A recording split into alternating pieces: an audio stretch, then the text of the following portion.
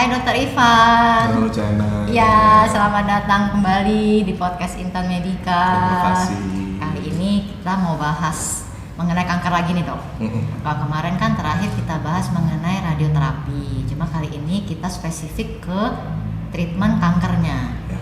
Nah, yang untuk hari ini kita mau bicara tentang kanker serviks ya dok. Ya. Kanker serviks mungkin itu kanker yang terbanyak selain kanker payudara ya dok untuk Betul. perempuan ya. Nah, sebelum kita membahas lebih dalam mengenai kanker serviks, dokter coba jelaskan sedikit apa sih pengertian dari serviks itu? Ya.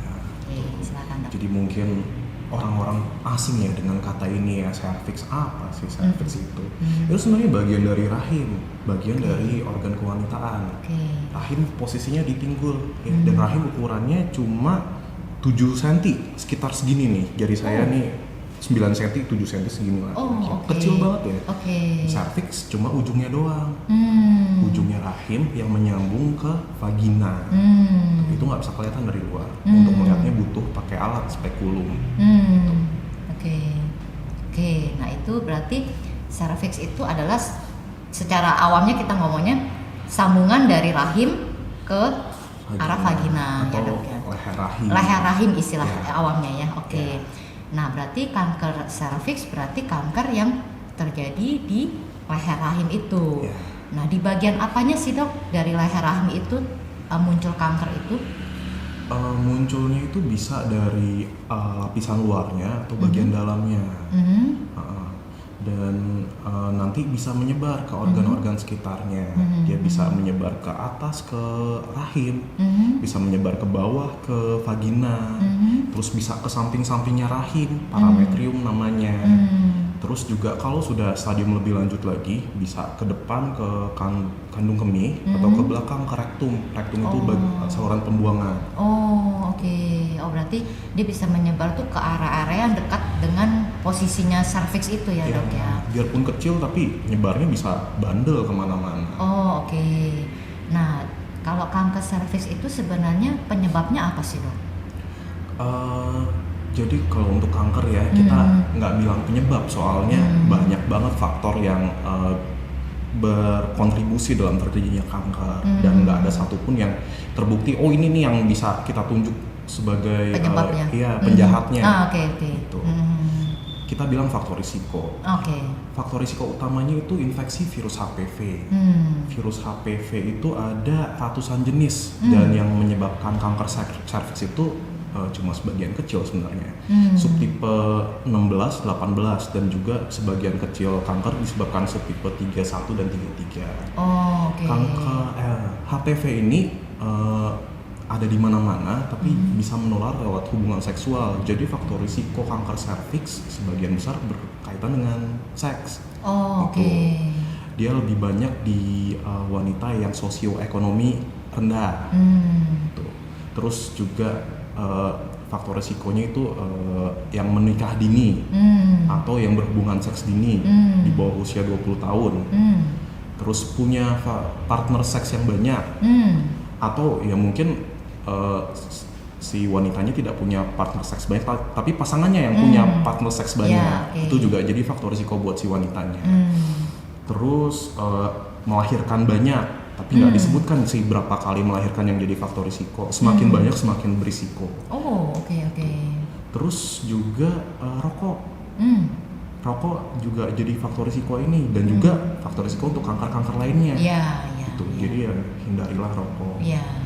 Juga tadi mengingat menikah usia muda juga jadi faktor risiko ya. Ya udahlah tahan-tahan ya, tunggu matang dulu. Iya.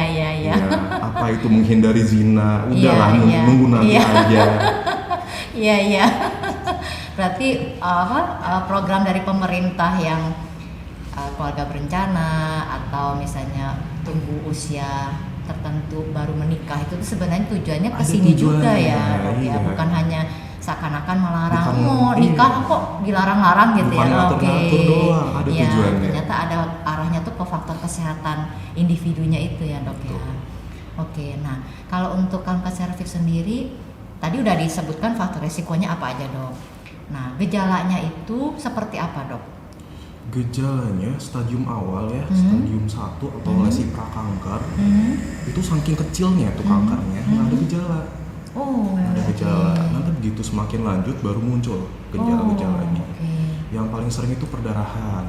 Perdarahannya nggak ngikut siklus haid. Jadi misalnya haidnya ini minggu pertama nih, terus nanti kok minggu ketiga kok muncul perdarahan.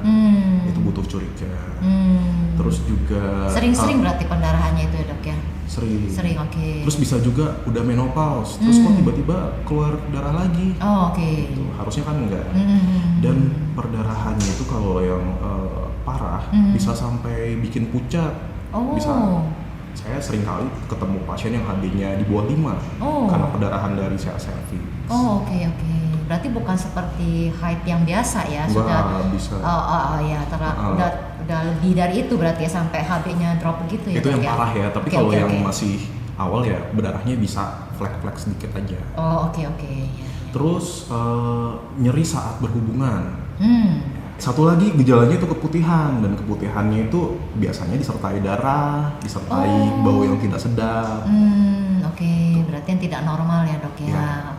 Karena kan ada yang keputihan itu yang memang normal, yaitu tidak berbau dan tidak berlebihan jumlahnya. Baik dok. Nah kalau tadi dokter bilang stadium awal karena saking kecilnya sulit untuk dideteksi. Bagaimana cara men-screening, mungkin ya dilakukan screening ya dok ya, untuk mengetahui dari awal ada kecurigaan mengarah ke kanker serviks sebelum ada muncul yang gejala-gejala seperti adanya pendarahan bukan masanya haid atau keputihan yang sudah keluar seperti itu ya dok ya. Coba deh dokter ceritakan. Jadi screeningnya tuh cukup sederhana sih, bisa dengan IVA atau dengan pap smear.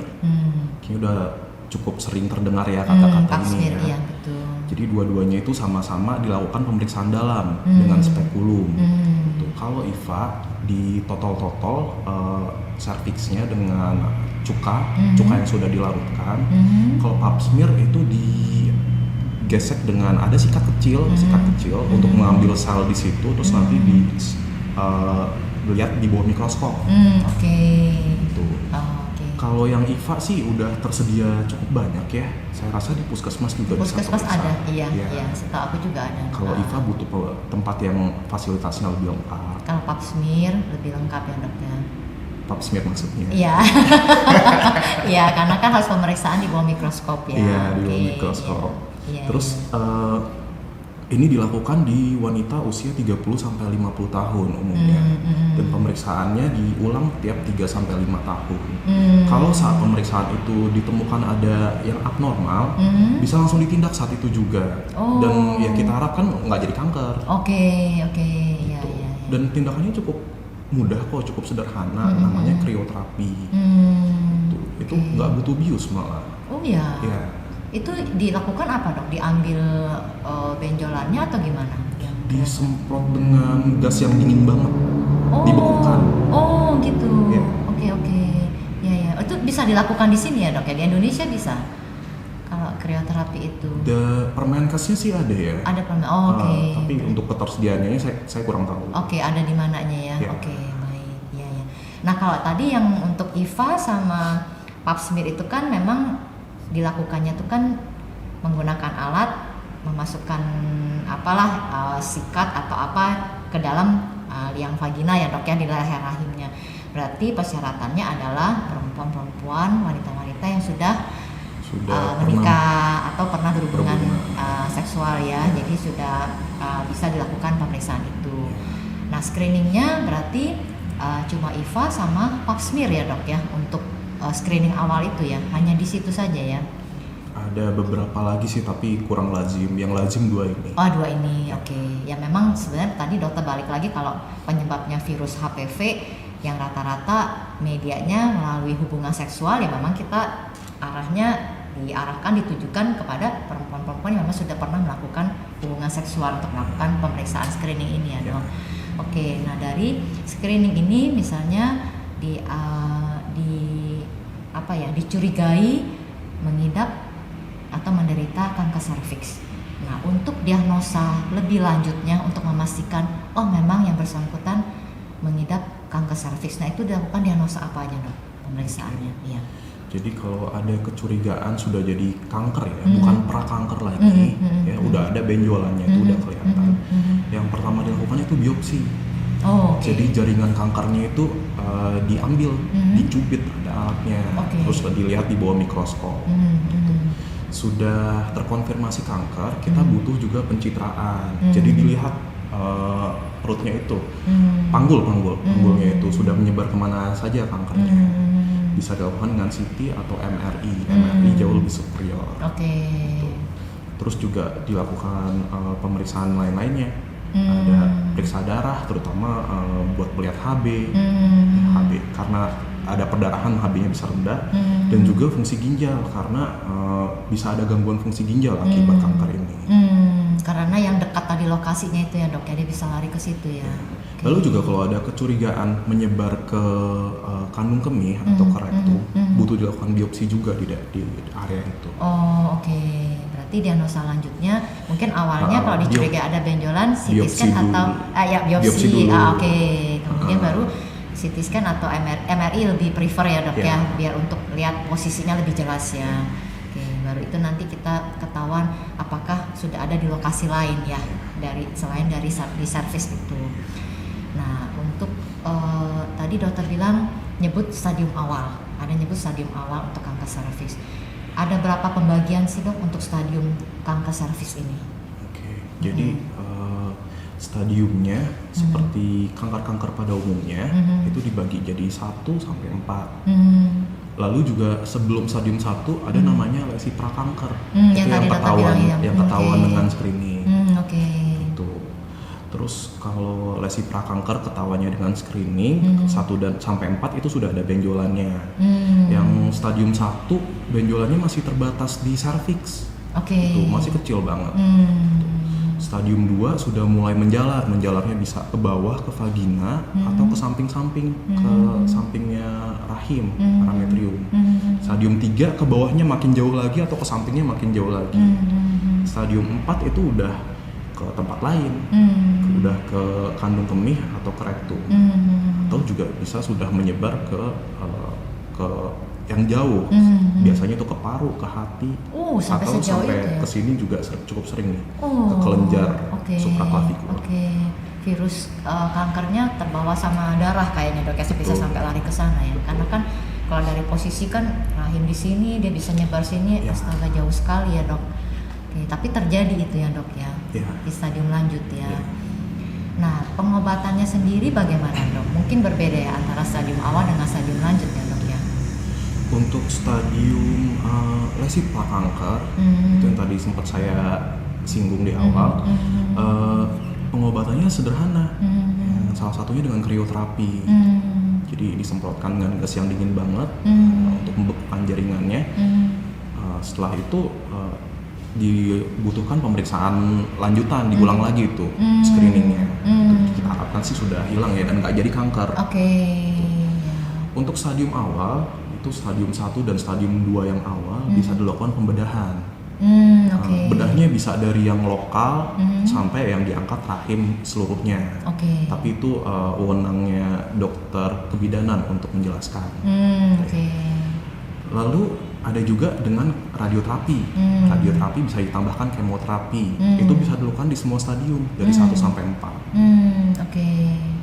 Tergantung dari stadiumnya, stadium apa, obat kemoterapinya pun berbeda-beda ya dok ya. Nah selain itu dari bedah, kemo pasti ada tambahannya radioterapi, ya kan dok ya, spesialisnya dokter nih, ya kan dok. Nah kalau untuk radioterapinya sendiri untuk pengobatan kanker serviks ini, apakah sama protokolnya dengan kanker-kanker yang lain dok? Tentunya beda. Berbeda, Beda. Memang beda jenis kanker, beda lokasi itu protokolnya beda, dosisnya, tekniknya bisa beda-beda.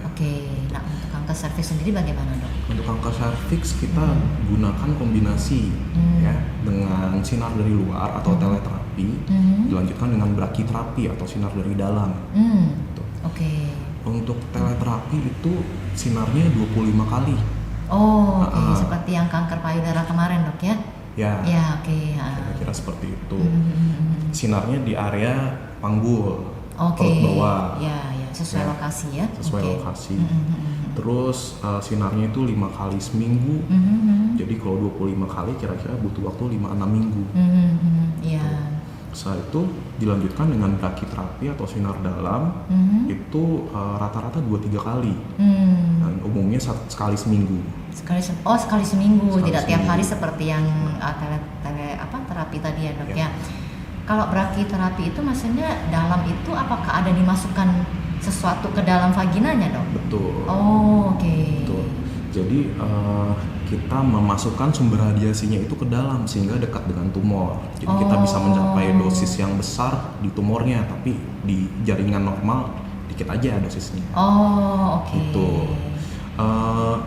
Sumber yang dipakai itu ukurannya kecil banget, seujung bolpen. Oh. Berapa mili saya lupa. Pokoknya seujung bolpen lah kira-kira. Okay. Dan itu sekali ya, dimasukkannya dengan alat. Jadi nanti dokter akan memasang alat ke dalam organ kewanitaan, ya sampai ke targetnya. Terus nanti pasiennya akan dimasukkan ke dalam ruangan dan di situ disambungkan dengan mesin yang nanti akan memasukkan si sumber yang segede ujung bolpen itu. Oh, oke. Gitu. Iya.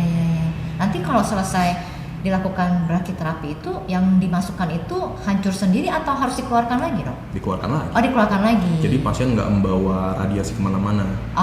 Di dalam ruangan itu aja. Oh, oke.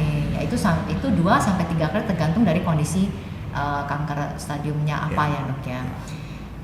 Efeknya apa, Dok, dari radioterapi yang tadi di posisi daerah panggul maupun dengan brachytherapy itu, apa efek yang dialami oleh pasien?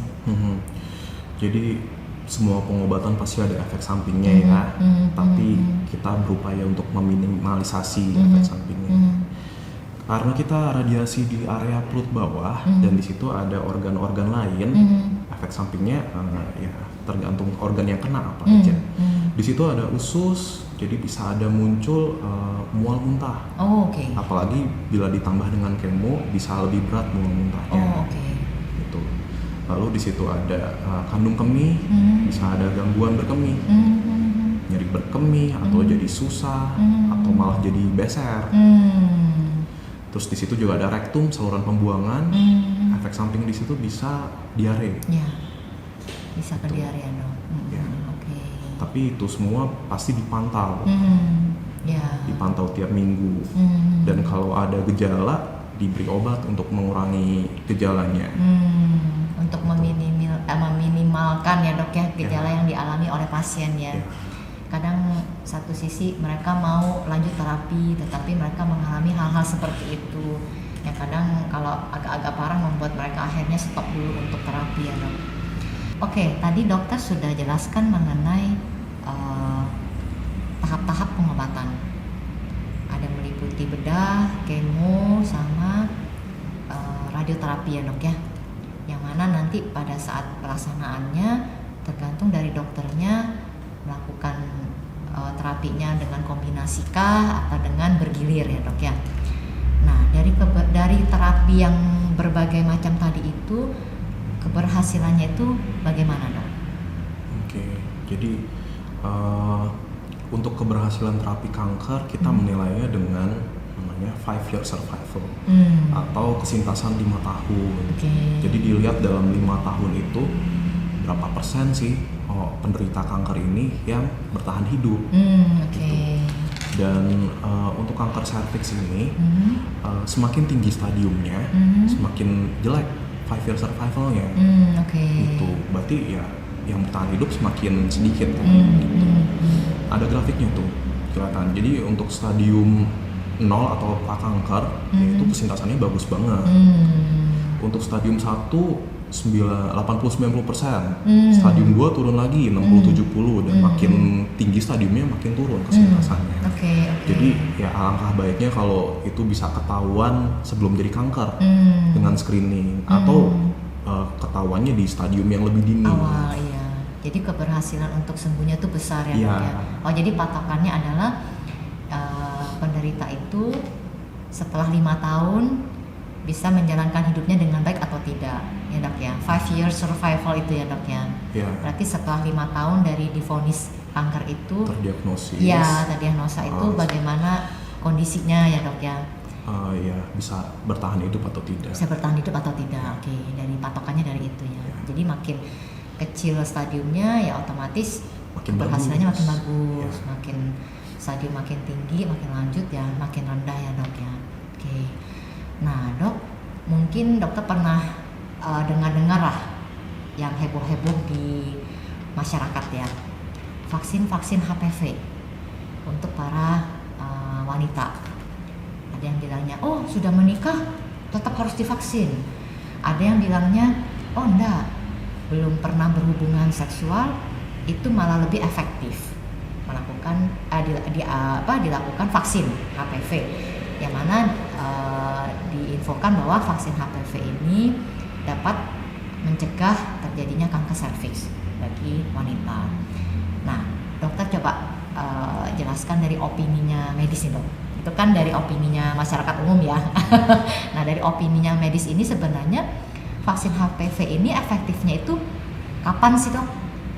Oke.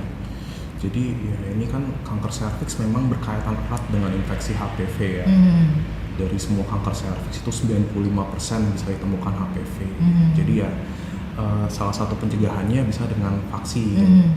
Itu untuk target vaksinnya ya memang diutamakan untuk orang-orang yang belum pernah berhubungan seksual. Makanya salah satu kelompok targetnya itu anak-anak. Iya, anak-anak umur 9 sampai 14 tahun. Dan ada wacana juga akan menjadi vaksin wajib kan oleh pemerintah. Sebenarnya subtipe HPV kan ada banyak gitu, dan yang di cover oleh vaksin ini juga nggak semua subtipe. Orang yang pernah berhubungan seksual juga kalau cuma sekali lah ya dengan pasangan yang tetap gitu, yaitu mungkin belum terpapar segala macam HPV kan, jadi masih ada efektivitasnya, masih bisa divaksin. Masih bisa divaksin. Dengan catatan yang seperti itu tadi ya dok, pernikahannya baik-baik gitu ya, nggak aneh-aneh lah pasangannya ya. Kalau sudah semakin banyak partner seks-nya, itu mungkin udah nggak efektif lagi, gitu, karena paparan HPV-nya juga kan banyak ya. Karena yang vaksin yang tersedia di pasaran itu tidak bisa meliputi segala macam jenis HPV ya dok ya, hanya tertentu saja. Jadi ada 3 macam tuh. Bivalen, quadrivalen, dan nonivalen. Bivalen itu untuk HPV yang subtipe 16 dan 18 yang memang sering menjadi penyebab dari CA cervix ini ya dok ya. Quadrivalen ada 4 subtipe, nonivalen ada 9 subtipe, lebih luas lagi perlindungannya. Dan perlindungannya nggak cuma CA cervix, HPV ini kan penyebab kutil juga ya. Jadi dia bisa mencegah kutil kelamin. Terus dari vaksin HPV ini efektivitasnya 90% bisa mengurangi kutil kelamin, 90% di atas 90% malah bisa mengurangi infeksi HPV, dan 85% bisa mencegah terjadinya lesi prakanker pada serviks. Terus perlindungannya juga nggak cuma buat CA cervix, HPV juga berkaitan dengan kanker lain, kanker vulva itu bagian luarnya kelamin wanita, ya, kanker anus, kanker orofaring nih di belakang mulut, itu juga terkait dengan HPV, dan vaksin ini bisa melindungi dari kanker-kanker tersebut. Bukan hanya kanker serviks sebenarnya ya. Baik. Jadi untuk pemilihan dari individunya mau vaksin HPV atau tidak, ya tadi kan kalau targetnya sebenarnya 14 tahun, 9 sampai 14 tahun dengan atau yang belum pernah melakukan hubungan seks ya dok. Tapi kalau sudah melakukan udah menikah atau sudah pernah melakukan hubungan seks ya pilihannya dari individunya masih bisa sebenarnya ya. Baik ya. Nah dok, sebelum kita tutup podcast kita nih dok, mungkin dokter bisa sharing tips bagi para perempuan sahabat Intan Medica untuk agar terhindar atau mencegah terjadinya kanker serviks. Silakan dok. Jadi ya untuk semua penyakit ya, mencegah tentunya jauh lebih baik daripada mengobati. Kita mencegahnya dengan gimana? Dengan vaksin, ya biar nggak sampai infeksi HPV. Lalu kita lihat faktor-faktor risikonya itu kan banyak berkaitan dengan seks ya. Ya, jadilah hubungan dengan pasangan yang bisa saling percaya gitu. Jangan jajan-jajan. Semakin banyak jajan ya semakin banyak itu HPV yang nempel. Semakin tinggi risiko kena kanker serviks dan penyakit-penyakit lainnya. Tuh. Lalu kalaupun udah sampai jadi penyakit, ketahuilah lebih awal. Lakukan screening yang berkala. Dengan IVA atau pap smear tiap 3 sampai 5 tahun. Kalau sudah sampai bergejala, buru-buru ke dokter, jangan ke yang lain-lain. Dan ya ikutilah saran dari dokter. Ya, seperti yang tadi juga yang dokter bilang menikah dini, ya dok ya. Ya, hindarilah faktor-faktor risiko itu. Menikah dini dan hubungan seks dini di bawah 20 tahun itu risiko kanker serviks. Jadi ya tunggu dulu lah, nanti dulu. Iya, iya. Masih banyak kegiatan lain yang bermanfaat ya dok. Oke, baik dokter. Mungkin juga tambahannya adalah hidup sehat ya dok ya. Yang tadi hindari rokok ya, terutama perempuan. Karena rokok itu banyak memberikan efek yang tidak baiknya dibanding segala macam penyakit dari situ. Iya betul. Oke dokter terima kasih banyak atas waktunya. Terima kasih juga. Ya semoga pembahasan kita kali ini bermanfaat sekali untuk teman-teman sahabat Intan Medika di luar sana ya dok ya. Nanti kita cari waktu lagi, kita podcast lagi ya dok. Pasti. Untuk membahas penyakit yang lain. Masih banyak yang bisa dibahas. Betul. Baik, terima kasih Dr. Ivan ya. Terima kasih kembali. Ya.